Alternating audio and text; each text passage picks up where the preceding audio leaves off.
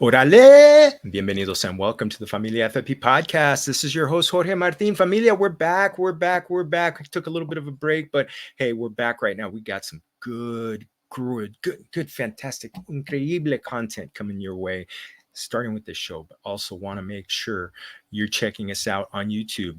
Go to Familia FFB on YouTube, okay? Give us a like, give us a subscribe. We're going to start the NFL Insider Series coming up pretty soon, and that's how popular that is this season. So get those notifications up. So, Familia, wanted to welcome back our buen amigo Brett Whitefield to the show. He is el hombre when it comes to all things fantasy point data. He's he's also the COO over with our amigos at Fantasy Points, and I mean, you know how much I've referenced that over the last year plus, and nothing better.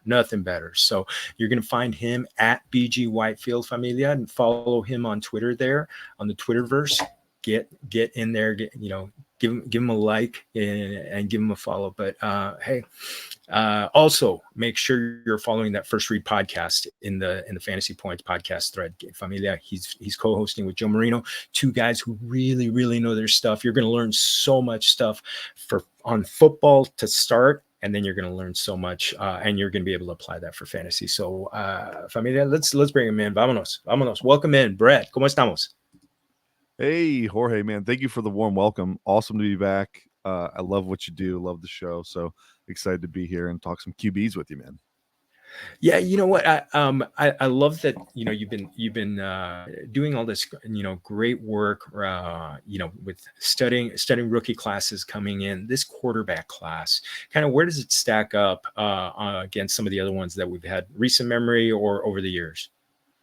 As far as I've been grading draft classes for about 10 years now, and I think the only really one I can remember is the Baker Mayfield, Sam Darnold, Josh Rosen, and of course the better two quarterbacks of that class came after those guys than Lamar Jackson and Josh Allen.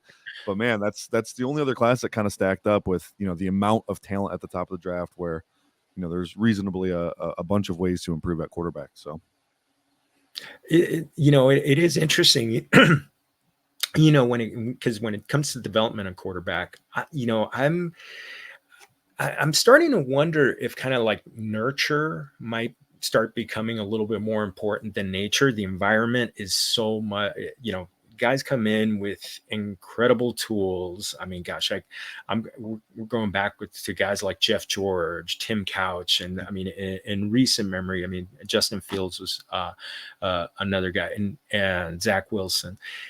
And it almost feels like the teams are recognize. I mean, does it feel like teams are starting to recognize how important that environment, that ecosystem is for the players to come in and become what they're going to truly become what they're going to become? I don't know if teams are recognizing it, but I think some of them are for sure. And you're 100% right, by the way. Nurture is very much most of the pie when it comes to developing a quarterback. It's not like, obviously you need the raw physical tools to be successful QB, but a lot of what QBs do happens between the ears. And so if you get in a situation where you have time to process that and develop your brain and become a better quarterback there, I think that's where it really translates to the field. And so landing in a good environment is definitely the way to go. And it's not just players you're playing with either. It's the coaching staff. It's the guys calling the plays. It's who your QB coach is going to be. So I think all that stuff is immensely important. I think you could make a reasonable case that every first round pick bust at QB was a bust because the situation around them was poor, not necessarily because they didn't have the talent to be good. Yeah, in fact, one of the guys that maybe kind of labeled a bust is going to be one of the is going to be in the situation that we're going to be talking about first. But yeah, you're so right. I mean, gosh, when you look at what Zach Wilson had to work with when he was there. You look at how Justin Fields was running for his life, and they're only they're not even through their rookie contracts, and Mac Jones is on his other contract, is on another team. I mean, gosh, Kenny Pickett's already on another team. Trey Lance. Oh my goodness. Where did you have him? I think I had him 5th in that class. That was another class, by the way, with a million first round picks, but it still wasn't. I didn't love any of those quarterbacks. Actually, Trevor was the clear cut one, and then after that, it was I don't know, throw a noodle at a wall and see if it sticks. So, but yeah, that class was a mess. When you look back at it now, you're like, whoa, were we wrong about that one? And it really is. And you know what? You know what's going to happen? Someone's going to be Geno Smith out of that one. So it is gonna be like 28, 29 years old, get a shot to like be a stopgap guy, and all of a sudden becomes good. I know it's gonna happen. Yeah, but, I think so too. But it's interesting. Scott Pianowski and I were talking recently about that legendary 1993 NFL draft class with John Elway, Dan Marino, and Jim Kelly. But also it had three guys who,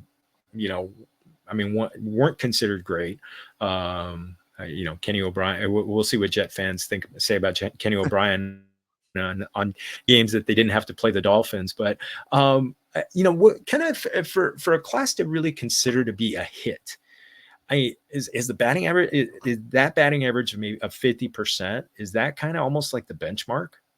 Yeah, I think that's probably fair. You look at, I already mentioned that Baker Mayfield class. Baker just got not a huge second contract, but he did find a home with the Tampa Bay Buccaneers, it looks like. And then you've got Josh Allen and Lamar Jackson, who are absolute studs. So I think when you look at that group of QBs, that I would call that probably a hit, even though there were some clear-cut busts in there as well. And Sam Darnold and Josh Rosen. I feel like is there another one I'm missing? Or was it just 5?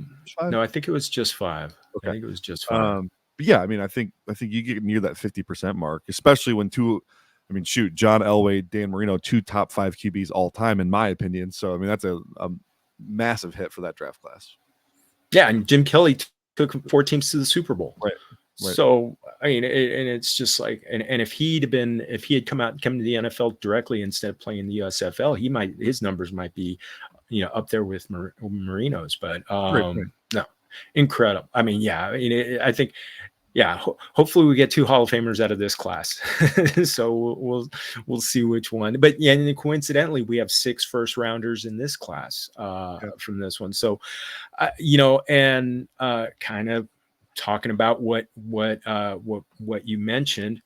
We're going to dive in. Let's just dive in. JJ McCarthy. I loved how you were that, it's like that meme we see where it's like that person who's standing in like a driving rainstorm holding an American flag. I felt like that was you planting your flag on JJ McCarthy right there. and I loved it. Because you made incredible arguments in favor of that. Your rating had him at a 94.1, and in the rookie guide. By the way, familia, that rookie guide is free on fantasypoints.com, and it is still I reread it last night in preparing for this. Still so much great stuff in there. Gotta check it out. But when a guy goes 27-1 lifetime, it's incredible. So but I want to know, kind of like, let's dive into him.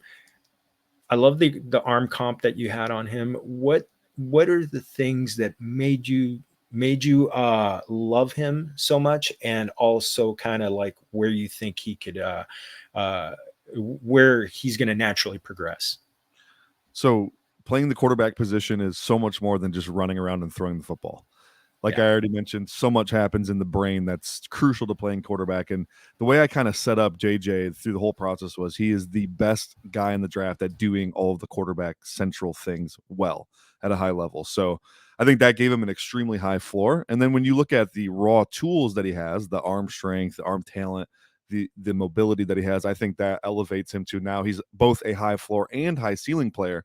And that's why he stepped in as my clear-cut number 1 guy. Some of those QB-centric things that I think he does well, he's awesome from the pocket. He really understands how to manipulate angles and use slides and steps to reset his offensive line and keep himself clean. That is such a huge trait that takes quarterbacks years to develop. No quarterback in this draft, minus maybe Michael Penix, was as good at it as JJ McCarthy was.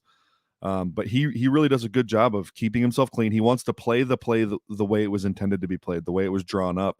So if we're running dagger or if we're running Yankee, he wants to run that play the way his offensive coordinator teaches him to run it. And that's great, because there's a reason these guys are calling the plays they're calling. Accuracy, throw for throw accuracy, I thought he was the best QB in the class. Getting through his progressions, I thought he was the best QB in the class. So many secondary reads where he's coming off his first guy because coverage dictated it. He's identifying that coverage, identifying where the weak spot is in the coverage, and then attacking it effectively. So many reps of him doing that, despite the lower pass volume. That for me, just all of those quarterback centric things, I just thought he did at such a high level. I couldn't help myself but from fall in love with him, to be honest.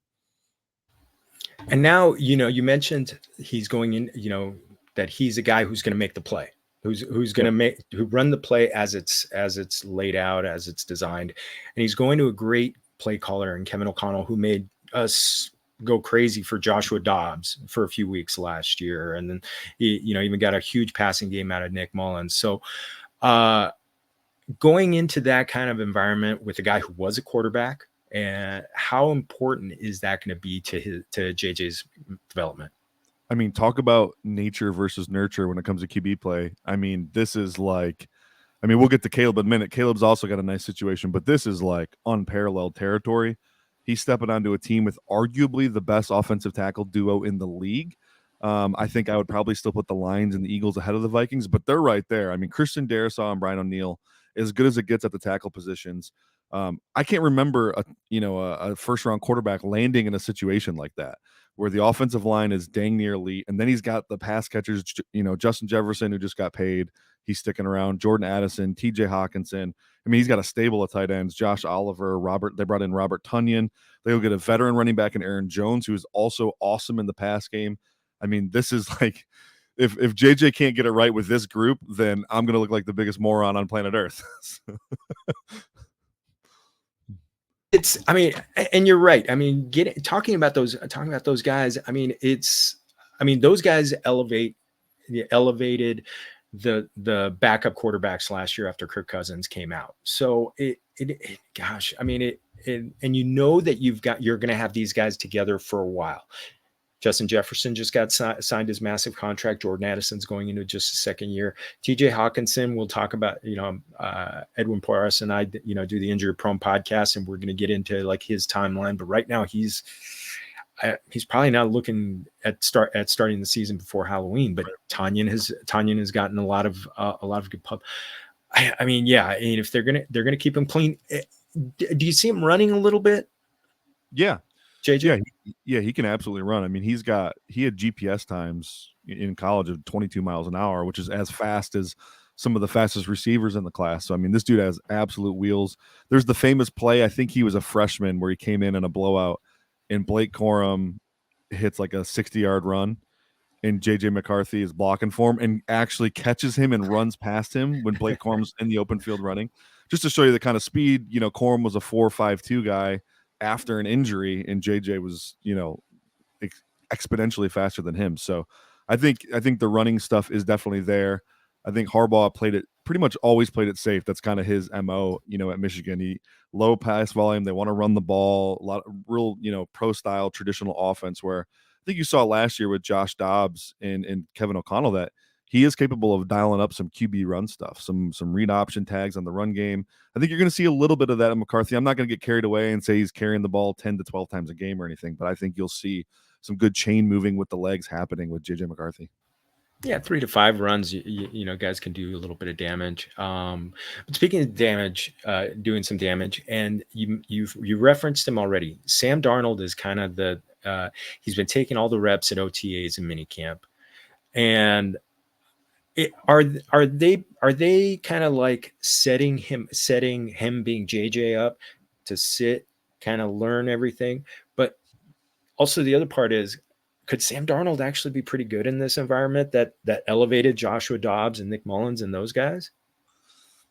That's tough to say. So for me, from my vantage point, it looks like they're using Sam Darnold as a way to make JJ earn it.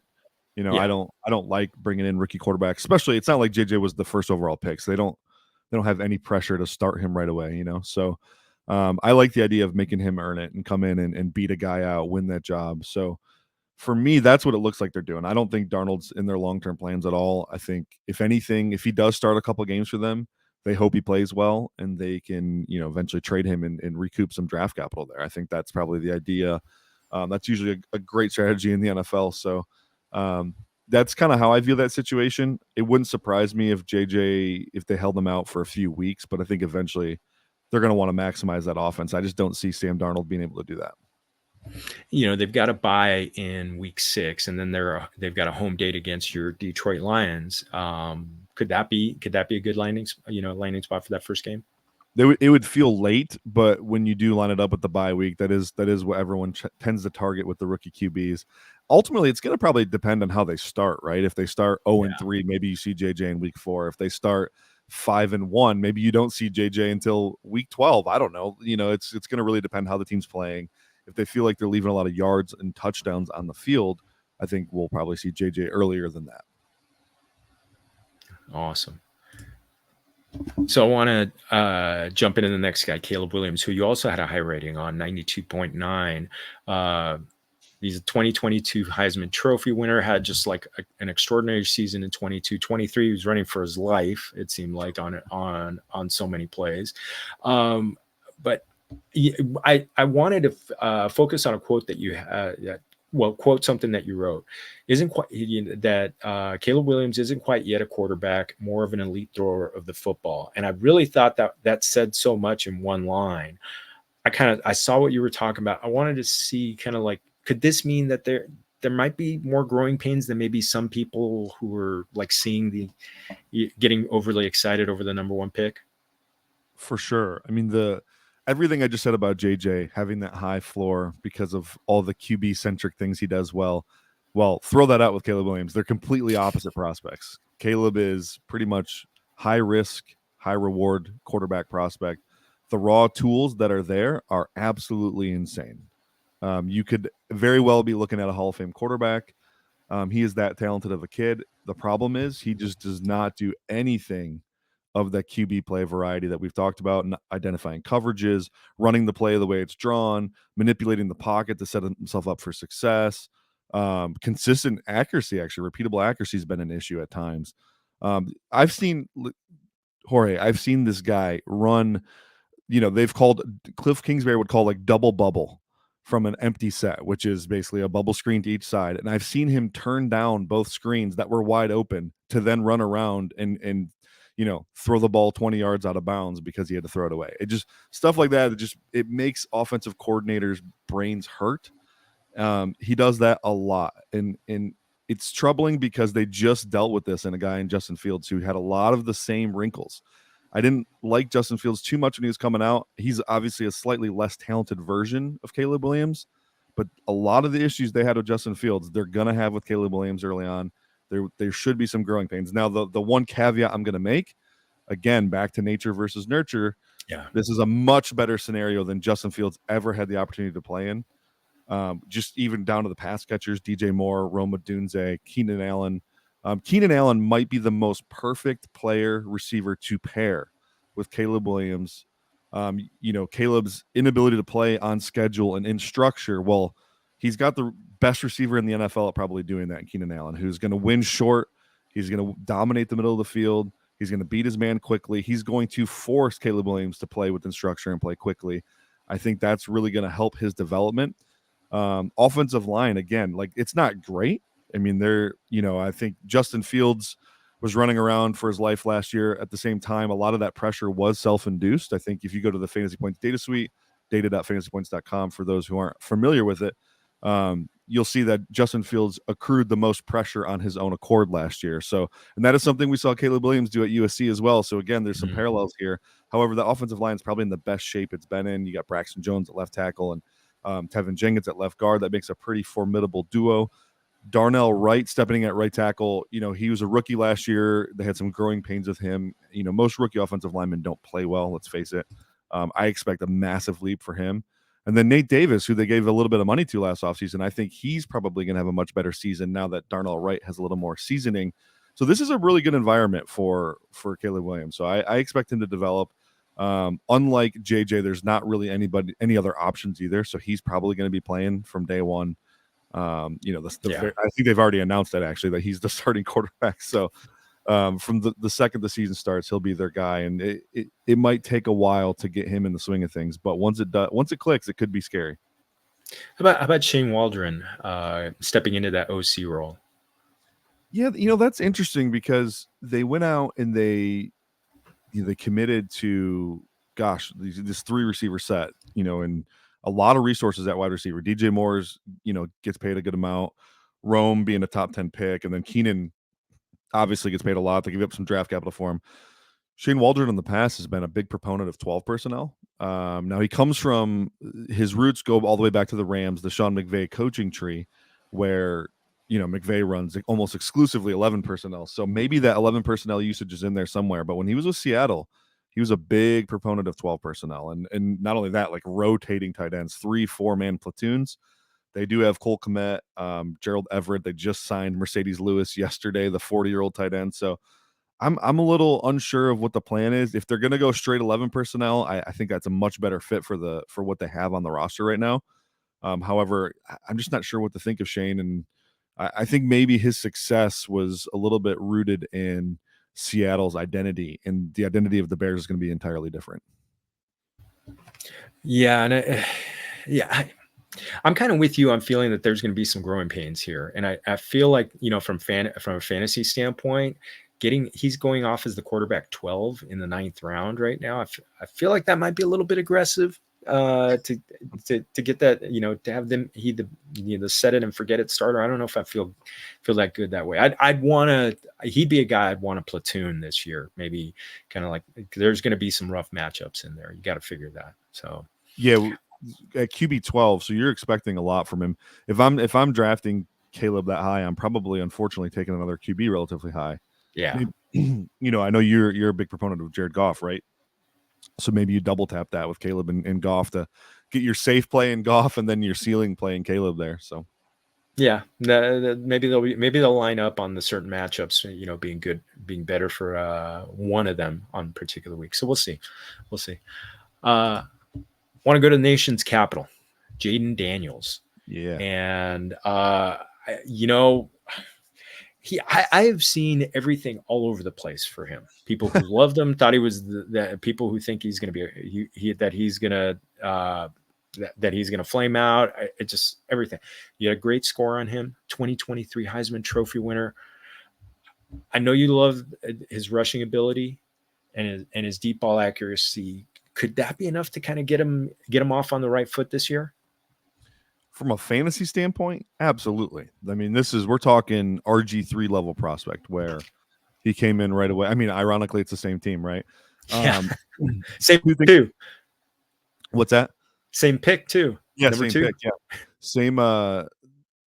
Yeah, and they're going to run a similar system too. I mean, Kingsbury, he's going to spread it out a little bit more than the Shanahan tree that RG3 was running. But the two things Jayden Daniels does really well just eerily resembles RG3, and that's deep ball accuracy. He throws a deep ball amazingly good, and then he can run. So if they're ready to set that up for him, I think in fantasy the moon, we're going to the moon with him. So there are some concerns about can he actually functionally operate in the middle of the field. He didn't do that a lot in college. Wasn't really asked to. That LSU offense again was more air raid spready type where they're just attacking outside the numbers constantly, taking advantage of too high safety looks. So I'm not sure. I think, towards the end of the year, you saw him get a little more comfortable throwing over the middle of the field. I think he had 2 like really impressive throws down the stretch. I think week 10 and week 11 actually. But ultimately he lived outside the numbers. That's all he did. So in the NFL, all the elite quarterbacks dominate the middle of the field, whether it's, Patrick Mahomes, Jared Goff, CJ Stroud. That's where they live. That's like timing and anticipation, throwing within rhythm. That's where it all happens, is between the numbers. So he's going to have to take a massive step forward long term to sustain success in the NFL. For fantasy, though, I don't know that we need him to do that. I think he's going to be great just because of the rushing upside. I think it's fantastic, and also coming in with getting a number one wide receiver, a true number one wide receiver in Terry McLaurin. Jahan Dotson, he had some flashes as a rookie, not so great last year. I know Luke McCaffrey has his fans. This kind of like could this be a pass catching group that helps him out on what he does best? I think on paper it's probably better than a lot of scenarios a lot of QBs get when they're drafted as high as Daniels is. Typically when a QB goes that high, they're going to a terrible team with nothing in the cupboard. McLaurin's great. Jahan Dotson is. I was a lot lower on him coming out than most, but he did show some flashes as a rookie, and I have no idea what happened to him last year. It just wasn't there. The Eric Bieniemy version of the offense just wasn't working for him. And I love Luke McCaffrey and Ben Sinnott. These are two guys that are natural separators. They win in the quick part of the short part of the field. That should help Jayden Daniels from a processing standpoint, getting rid of the ball quickly, keeping himself clean. Because the reality is the biggest concern with Daniels is the injury stuff, right? Because he's 190 pounds, and they're expecting him to run the ball 12 to 15 times a game. So, in college, he was not good at keeping himself clean and getting down, and saving himself from hits. He was taking some massive hits, and NFL guys are bigger, faster, stronger. So that is a big concern. It's hard to, I don't project injuries. I'm sure Edwin could help you more with that. I have no idea how his BMI translates to injury prevention, but it just seems obvious that when you're that slender, taking massive shots is probably not good. Well, one of the things, we talked a lot about what Anthony Richardson was doing in those first 4 weeks. And there were, he even said there were a few times where he was like, get out of bounds, slide, do something. I'm sure you would love to have him just look at the film of Lamar Jackson and how he takes care of himself and how he gets out of bounds and slides. I don't think anybody does as good a job as taking care of themselves as Lamar Jackson does. I think he's definitely watching that. One thing that has me kind of excited for him beyond the rushing standpoint, I think that defense, even though you got a defensive minded coach in Dan Quinn, I think that defense is still doing an overhaul, and I have a feeling they're going to be playing catch up on some games. And that to me is just going to call for some pinball games from Jayden Daniels. Do you kind of agree? Or yeah, they have virtually no pass rush. I think they lost their best corner in the offseason. They're hurting, and Quinn is a defensive guy, but he still needs some dudes to make that work. And I think. Yeah, I think they're probably in a tough spot this year. I don't even know. Would Dorrance Armstrong is their best pass rusher, and he's more of a run defending first edge defender. He's not a true pass rusher. So, that's going to be a tough situation on defense for them. So, to your point, I'm not sure what the implied point total for Washington is over the course of the season, but I can't imagine it's great. But we're probably not adjusting enough for the fact that their defense is probably going to get mollywopped for most of the year. Yeah, I think, and that's why they're going to be a target of mine, and a big reason why I really like Jayden Daniels. In fact, someone asked me recently to put together my wild predictions. I said Jayden Daniels is my offensive rookie of the year this year, because I think he's just he's going to have more opportunity to put up yards and points and everything like that. Yeah, I think it's a great call. No. Gracias. Muchas gracias. So Mutual Admiration Society today. Well, let's go a little bit north of there.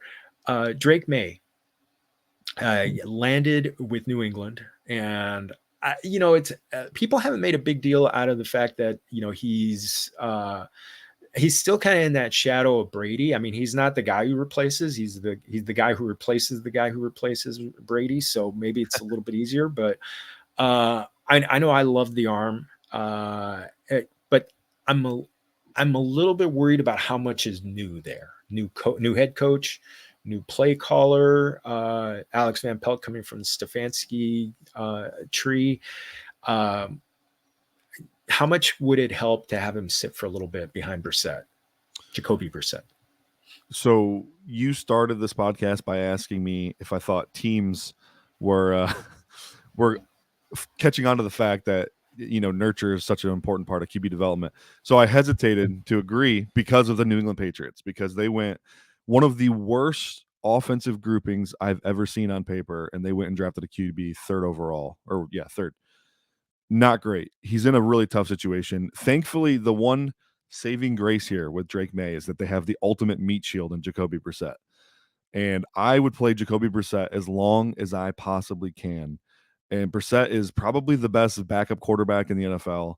He's, tried and true. He's succeeded at some level everywhere he's been, whether it was, Cleveland, Miami, I think Washington, New England, even before New England too. Yeah. So he has proven he can play in just about any system. He's familiar with the Van Pelt system here. So I would play him as long as I possibly can, because Drake May already has a lot of bad habits. You do not need him playing behind this offensive line, developing more bad habits. Like we can't have it. And I know fantasy people don't want to hear that, especially if you're in the dynasty crowd. You want to draft Jake May in the first round and be able to play him this year. I really hope it doesn't happen for his sake. I think taking a good redshirt year, or at least as much of a redshirt year as we can get him, letting some of these younger receivers develop and keeping him away from that terrible offensive line would be the best possible thing for him. Yeah, and one of the things, they have the latest bye in the league in week 14. Could you see him waiting that long and then sit and then playing the last 3 games, weeks 15 through 18, so for a 4-game sample? Could that be enough for a rookie year? That would be much better than starting in week 1, that's for sure. I would wait that long if you could. Just let Jacoby handle it, that's my honest take. And I actually have some New England Patriots fandom in my blood. My family, I grew up basically a split household, Lions/Patriots. So I do have some skin in the game here. So I'm not just talking out of my behind. I really do have concern for Drake May in this setup. So holding him out until that bye week, I think, would be awesome. So considering the fact that I often felt sorry for you because of your Detroit Lions fandom, now I know that you got to celebrate with the New England Patriots, I don't feel so bad anymore. Yeah. I mean, está bien, amigo. Está bien. I'm good. I know the light blue blood comes out first before the red, white, and blue. For sure. One thing I didn't ask you about: does he have a lot of people are in love with his arm? I think it's. Does he have enough? Is that arm going to be able to still shine through in the Northeast, where you got to play in some tough places like Buffalo and New England, and also New Jersey, and the Meadowlands with the Jets? Yeah, I mean, his arm is special. I mean, just the raw form of it is special. He's got mechanical issues. The throw for throw accuracy was a mess, especially his 23 tape. He regressed quite a bit from 22 to 23 from an accuracy standpoint. So he's got some stuff to clean up. But I mean, as far as like the ability to throw with zip and velocity and arm strength down the field, and I think all that will shine. And that might be what they're thinking when they drafted him. It's like big, strong, athletic kid who can hold up in the weather. He's got some Ben Roethlisberger vibes to him a little bit, where he wants to play a little bit of backyard football. And when Ben was a young man, he had a cannon for an arm. It fell off somewhere in his 30s, but to literally nothing. I think my 9-year-old can throw further than Ben Roethlisberger right now. But point being, I do think that's kind of what they're seeing with the predicting the weather and getting a big, strong, physical guy that can handle the rigors of that. No, I'd love to see it. I mean, gosh, I'd love to see all these guys come in. But yeah, I know when I talked about nature versus nurture, that was he was the first guy to think about. And hopefully, I mean, the receivers, those rookie receivers, where did you land on Polk and Baker? So I thought they took Polk a little early. I did have a day 2 grade on him, so I'm not going to crush them over that. Like it's splitting hairs at a certain point, right? So I think for Drake May's play style is where I get concerned with the Polk pairing. When I have a guy who struggles with throw for throw accuracy, the first thing I want to do is surround him with true separators, as Hanson and I would call them, separatists. Guys are going to get out there. Like, you think about Josh Allen, and I know the Josh Allen Drake May comp has been lazy, but even if we just use that as an example, Allen came into the NFL, massive mechanical issues. Accuracy was not a part of his game. What they do, they surrounded him with Cole Beasley and a prime Stephon Diggs and John Brown, speedy, quick guys that could get open. And when you're increasing that margin of error, you're building the quarterback's confidence. And all of a sudden, you know what? Josh Allen turned into a pretty accurate passer. They need to do the same thing. And Jalen Polk's game is more, commanding the boundary, body control, contested catch stuff down the field. I'm not saying he can't separate at all, but it's not really the strength of his game. And so that's a little concerning. I feel like they're falling into because traditionally in the NFL, teams have done the opposite. When you get a quarterback that struggles with accuracy, we're going to go surround you with towers and contest. Think of Cam Newton in Carolina.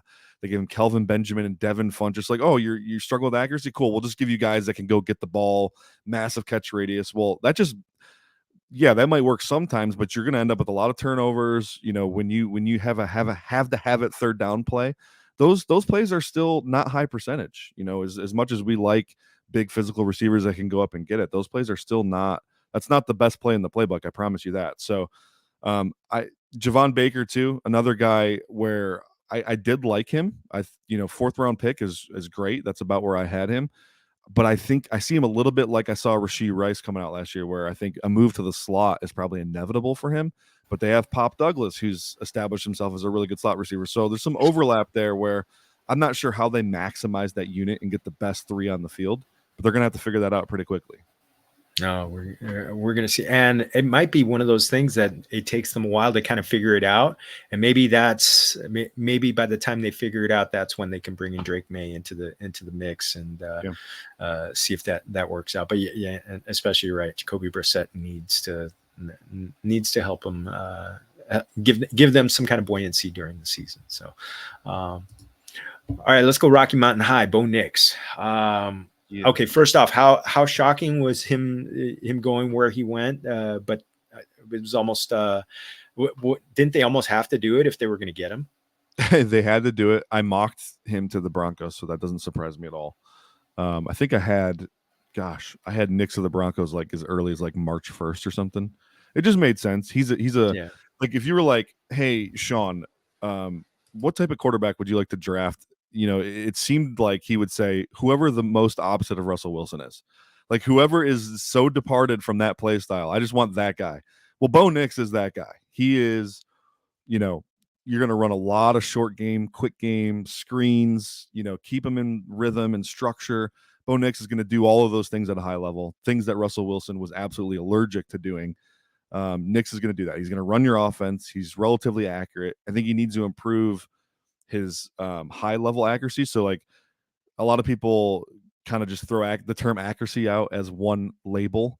Like, oh, if he gets the ball to the receiver, that's accurate. Well, there's also ball location. And Bo Nix did put the ball on his receiver a lot, but his ball location wasn't great. So he just needs to work on that a little bit. But ultimately, he's perfect for what Sean Payton wants to do. That West Coast offense, run a lot of slants and screens and checkdowns and and then occasionally we'll take shots down the field, and Nix has shown he can make those throws. So I love this fit. And for fantasy purposes, this is awesome because Sean Payton is a QB whisperer. He got QB1 seasons out of Taysom Hill and freaking Teddy Bridgewater. Like this is so Bo Nix is probably more talented than both those guys by a strong margin. So I think this is a great fit. And for fantasy, you got to be a little excited about it. No, I think so. I mean, the receiver with Cortland Sutton as a really only proven wide receiver, how does he kind of look? Yeah, that's the big concern. The weapons aren't great. I loved Marvin Mims coming out. I'm expecting a massive leap forward. Hard to project that though when you didn't really see him last year. He was pretty much an afterthought, but it seemed like every time that dude was on the field, he was making a massive play for the Broncos. So Josh Reynolds is kind of steady. He's your prototype X who can run those in-breaking routes over the middle of the field. I think that's a strong pairing for Nix and what they're kind of going to want to do. Troy Franklin, the rookie that they drafted, obviously Nix played with him. I was shocked he went in the 4th round. I think most people were. He's got real good separation tools, really good developed route runner, and I know he's got some BMI concerns and his hands would lose focus at times and the hands are a little shaky, but ultimately I really like the idea of pairing Nix with somebody he's already familiar with. So it's not a great situation, but it's probably not the worst I've ever seen. I take this situation over New England's any day. Oh yeah, I mean at the very least they've got a number one in Sutton, but yeah, you're right. There's a continuity with Franklin, and yeah, I got so pumped up about Marvin Mims early on in the season when he kept he had like a yards per route run at one point at like 12 12. Right. It was just ridiculous. It seemed like every time I was like, why is he only running like 10 routes a game? And exactly.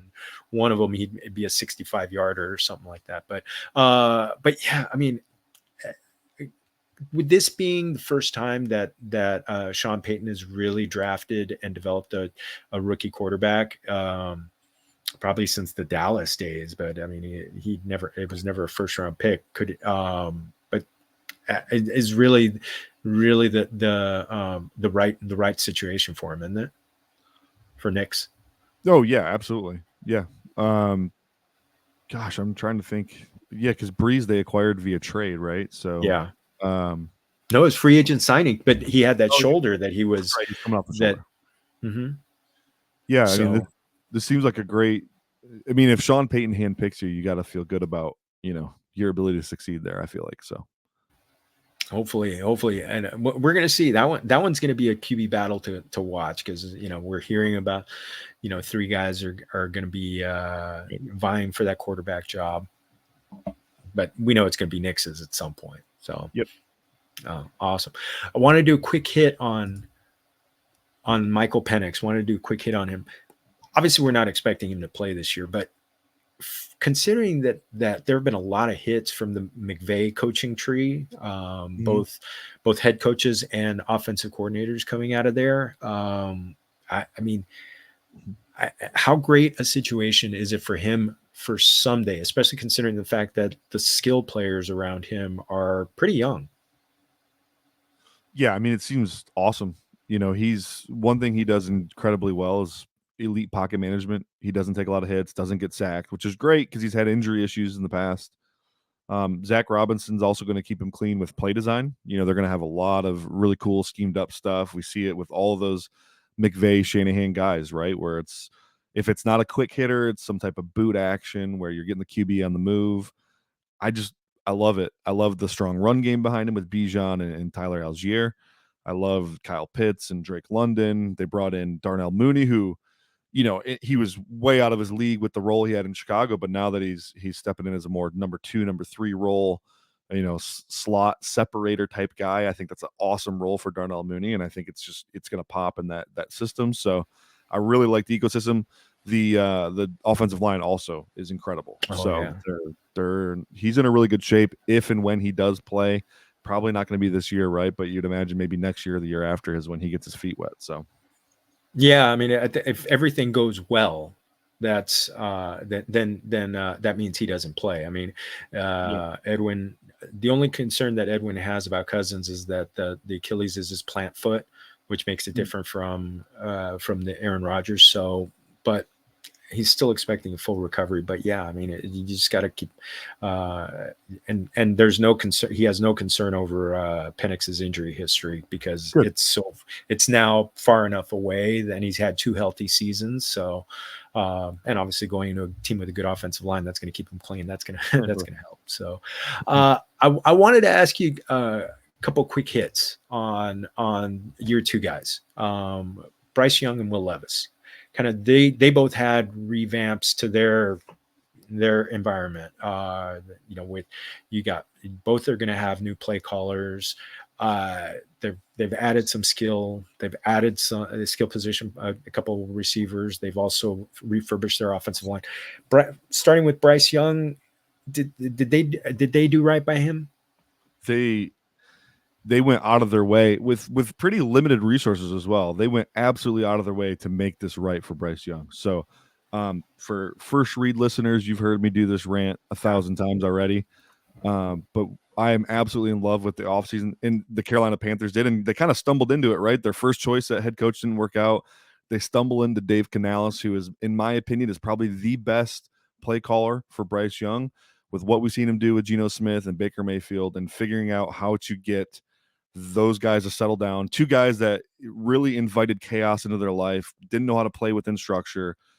Bryce Young, same thing, really slow trigger, really, kind of likes to play loose and out of structure a lot. Canales is going to settle him down with just the play calling, getting him on the move, which is also important too, because Bryce is, not a high stature guy. He's short, trouble seen over the middle of the field.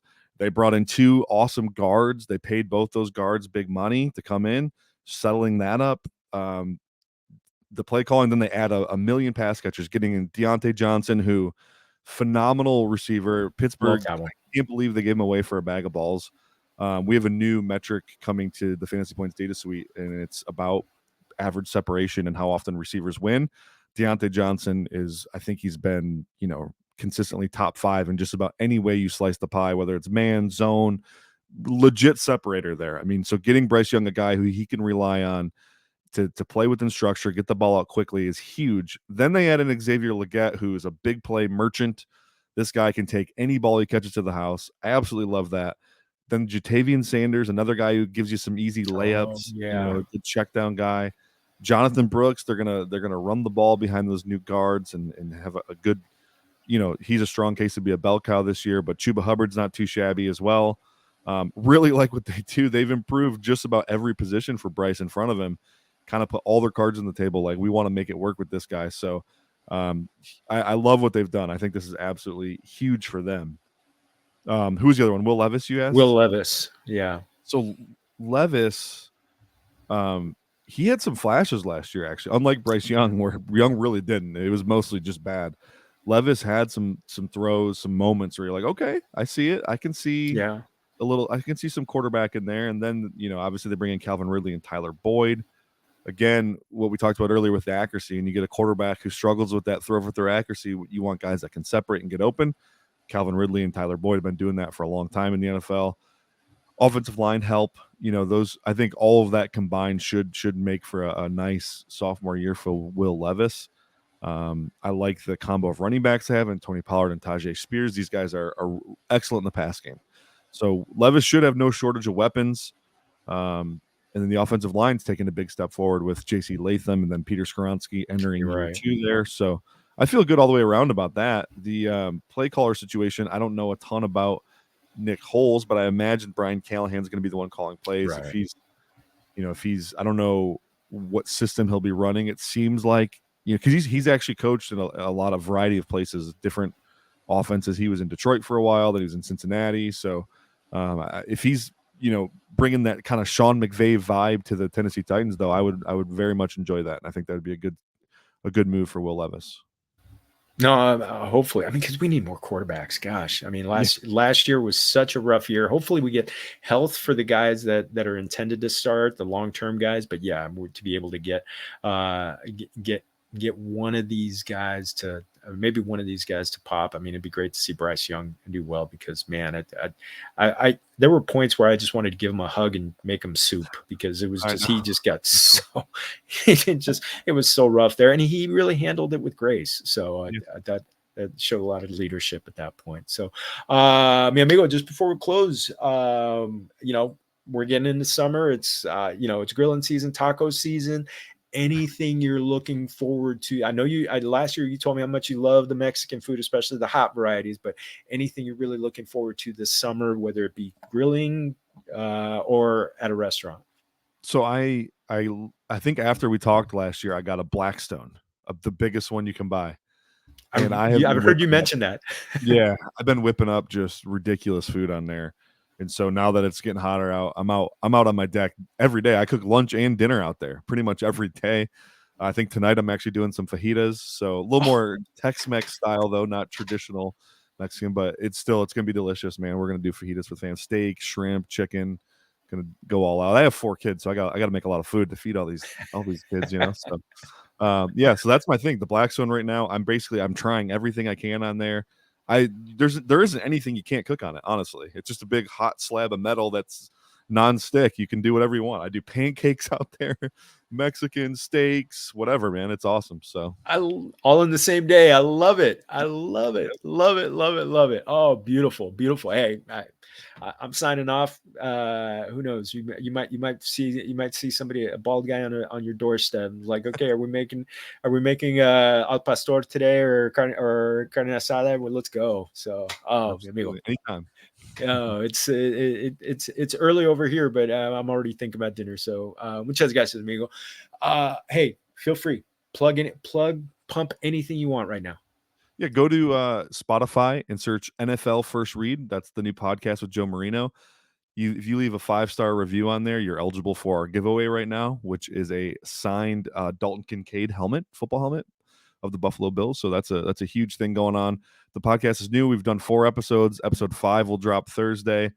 any support we can get there is awesome. And of course, Jorge already mentioned it, the draft guide, still free on the site. You're trying to figure out what you want to do with your rookie drafts. Well, you can go see how I feel about all these guys. I wrote up, over 130 players or so, and I scored 190. So definitely go check that out.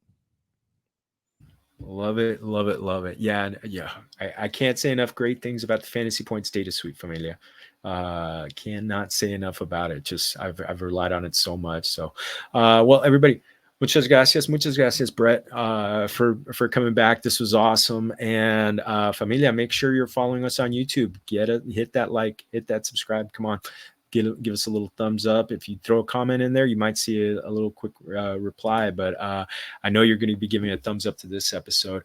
Also, make sure you're following both of us, Brett at BG Whitefield on Twitter, at Jorge Martin 17. You're going to see some of my stuff on Yahoo, RotoWire, Fantasy Pros, all over the place. That's it for now. Remember, everybody, todos somos familia. Salud.